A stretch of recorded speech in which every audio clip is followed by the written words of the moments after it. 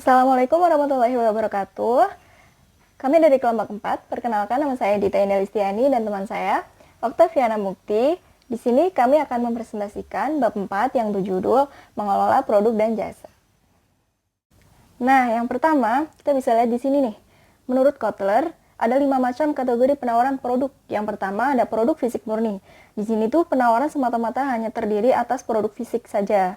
Kemudian yang kedua ada produk fisik dengan jasa pendukung. Jadi di sini tuh berupa produk fisik yang disertai dengan satu atau beberapa jasa pelengkap. Kemudian yang ketiga nih, ada hybrid. Nah, dalam kategori ini, komponen jasa dan barang ini sama besar porsinya nih. Kemudian yang keempat, ada jasa utama. Jasa utama ini jasa yang dilengkapi dengan barang dan jasa minor. Yang kelima, ada jasa murni. Penawaran hampir seluruhnya jasa. Next, selanjutnya, di sini dalam penawaran produk ini tidak bisa terlepas dari yang namanya layanan jasa pelengkap atau supplementary service yang disebut dengan the flowers of service.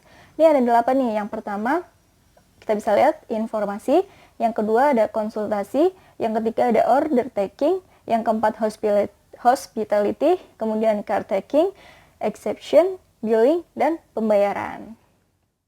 Nah, kemudian ada unsur-unsur dalam penawaran jasa atau konsep jasa. Di sini ada 3 unsur. Yang pertama ada unsur fisik.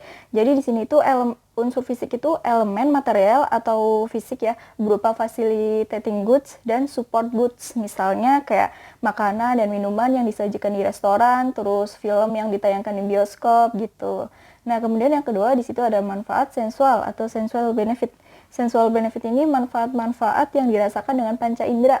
Contohnya ini kayak aroma makanan yang ada di restoran gitu. Terus kemudian yang ketiga ini ada manfaat psikologis. Manfaat psikologis ini yang tidak dapat didefinisikan secara jelas. Jadi ini tuh cenderung ditentukan oleh pelanggan secara subjektif. Next, ada level jasa inti. Level jasa inti atau dikenal pula dengan istilah substantive service atau service concept. Ini merupakan fungsi esensial dari suatu jasa. Fungsi ini bisa umum, contohnya kayak solusi atas masalah transportasi pada perusahaan penyewaan mobil. Bisa pula secara spesifik, misalnya kayak restoran yang menyajikan makanan Thailand. Jadi pada prinsipnya ini tidak banyak perbedaan antara jasa dan barang ya dalam hal ini. Cuman kebutuhan dan keinginan pelanggan ini bersifat intangible atau tidak dapat dilihat atau disentuh.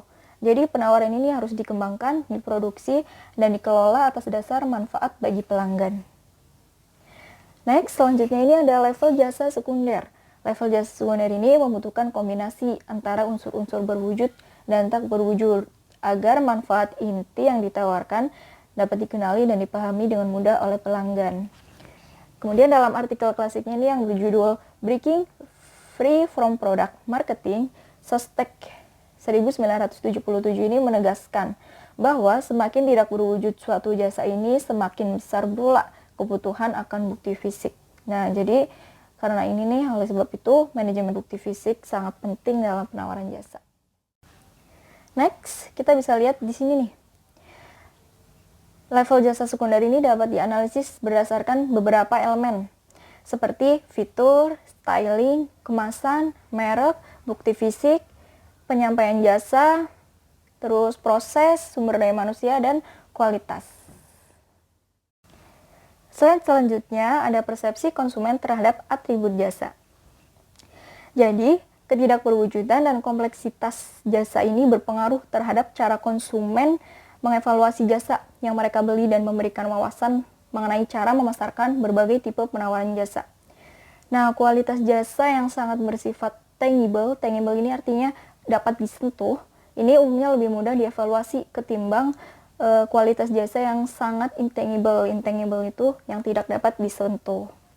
Kemudian atribut yang digunakan konsumen untuk mengevaluasi barang fisik ini sebagian besar adalah search qualities, yaitu atribut atau karakteristik yang bisa dievaluasi pelanggan sebelum melakukan pembelian. Contohnya kayak harga. Jadi kita kalau mau beli barang apa gitu, pasti tanya-tanya dulu harganya kan, kayak berapa sih harganya gitu. Next, ada service branding. American Marketing Association dikutip dalam Keller 2012, ini mendefinisikan merek sebagai nama, istilah, tanda, simbol, atau desain atau kombinasi diantaranya yang dimaksudkan untuk mengidentifikasi barang dan jasa dari satu penjual atau sekelompok penjual dan membedakannya dari barang dan jasa para pesaingnya. Jadi secara garis besar nih, 3 tipe utama merek ini di mana masing-masing memiliki citra merek yang berbeda-beda ya. Yaitu ada atribut brands, aspirational brands, dan experience brand. Nah, slide selanjutnya di sini ada manfaat merek ya, yang ada 3 tuh manfaat merek. Yang pertama manfaat ekonomik, manfaat fungsional, dan manfaat psikologis. Di sini saya tidak akan membacakan semuanya, cuma beberapa saja. Yang pertama ini manfaat ekonomik. Jadi merek ini tuh merupakan sarana bagi perusahaan untuk saling bersaing memperebutkan pasar. Yang kedua ada manfaat fungsional. Merek ini memberikan peluang bagi diferensiasi. Selain memperbaiki kualitas, diferensiasi vertikal nih, perusahaan juga memperluas mereknya dengan tipe-tipe produk baru. Yang ketiga ada manfaat psikologis. Jadi merek ini merupakan penyederhanaan atau simplikasi dari semua informasi produk yang perlu diketahui oleh konsumen. Next slide. Nah, dalam membuat sebuah merek nih, para perusahaan pasti akan selalu memperhatikan hal-hal apa saja sih yang membuat sebuah merek itu menjadi kuat. Kemudian bagaimana cara membangun merek yang kuat. Nah, di sini nih menurut Keller 2012, kekuatan sebuah merek ini terletak pada apa yang dipelajari, dirasakan, dilihat, dan didengarkan konsumen tentang merek tersebut sebagai hasil dari pengalamannya sepanjang waktu. Jadi menurutnya ini kunci pokok penciptaan ekuitas merek ini adalah brand knowledge ya, yang terdiri atas brand awareness dan brand image. Kemudian tentang brand knowledge, brand awareness, dan brand image ini akan dijelaskan di slide selanjutnya. Kemudian slide selanjutnya di sini ada model service branding. Model service branding ini ada 6. Yang pertama ada company's presented brand, yang kedua ada brand awareness, yang selanjutnya brand equity, brand meaning, customer experience with company, external brand communication atau komunikasi merek eksternal. Saya akan jelaskan satu-satu nih. Yang pertama ada presented brand. Ini adalah komunikasi terkendali perusahaan mengenai identitas dan tujuannya melalui iklan, fasilitas jasa, dan penampilan penyedia jasa. Kemudian ada komunikasi merek eksternal brand. Ini merupakan informasi-informasi yang diterima pelanggan tentang perusahaan dan layanannya. Nah, kemudian ada brand awareness. Brand awareness ini merupakan kemampuan pelanggan untuk mengenali atau mengingat merek tersebut. Nah, kemudian ada brand meaning. Brand meaning ini mengacu pada persepsi dominan pelanggan tentang merek perusahaan. Kemudian ada pengalaman pelanggan dengan perusahaan. Ini mengacu pada pengalaman aktual pelanggan dan membeli dan mengkonsumsi jasa perusahaan sebelumnya. Kemudian yang terakhir ada ekuitas merek atau brand equity. Ini adalah merupakan efek diferensial dan kombinasi antara brand awareness dan brand meaning terhadap respon pelanggan pada pemasaran merek.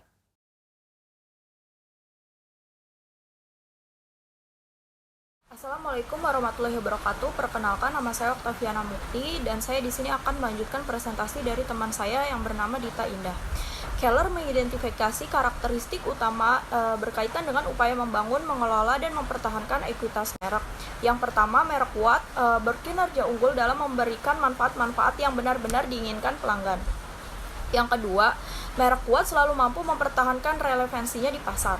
Yang ketiga, strategi penetapan harga merek kuat didasarkan pada persepsi pelanggan.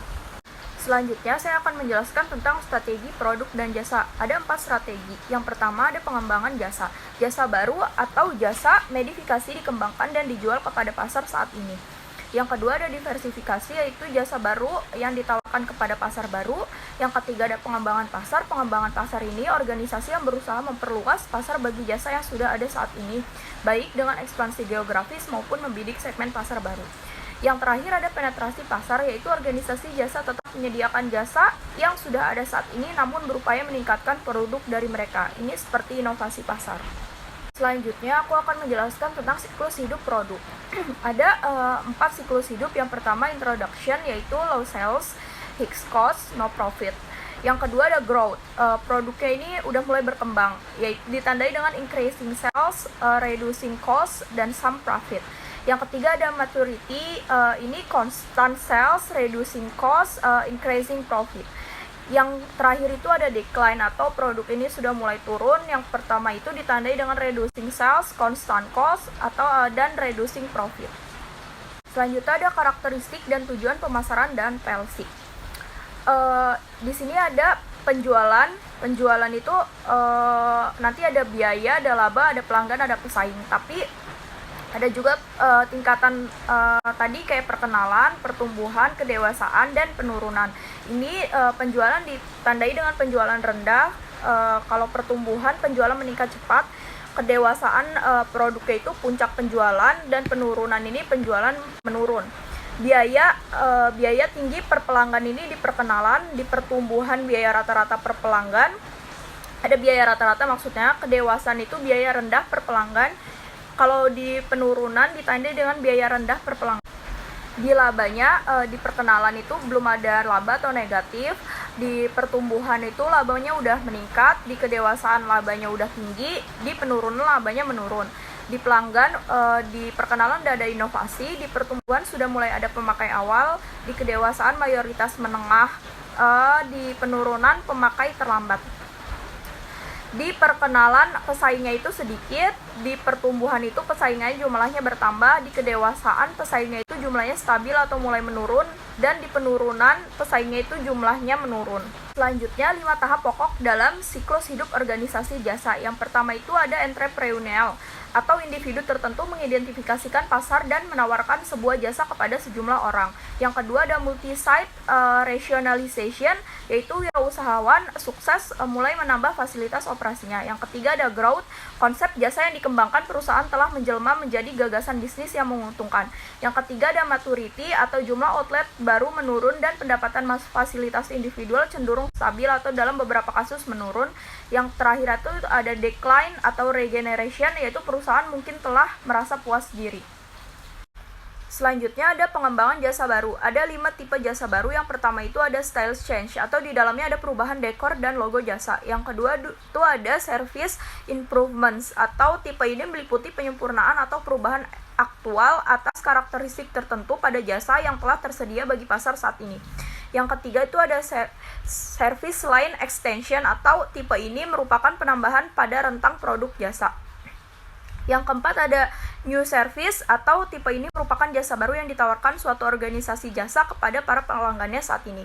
Yang kelima itu ada major innovation atau tipe ini mencakup jasa yang sama sekali baru untuk pasar baru juga. Sedangkan proses pengembangan jasa baru itu ada yang pertama pemunculan ide, yang kedua ada penyaringan ide, yang ketiga pengembangan dan pengujian konsep, yang keempat itu analisis bisnis, yang kelima pengembangan, dan terakhir itu ada komersialisasi. Di sini ada tahap-tahap dalam proses adopsi. Yang pertama itu ada awareness, yang kedua ada interest, yang ketiga ada evaluation, yang keempat ada trial.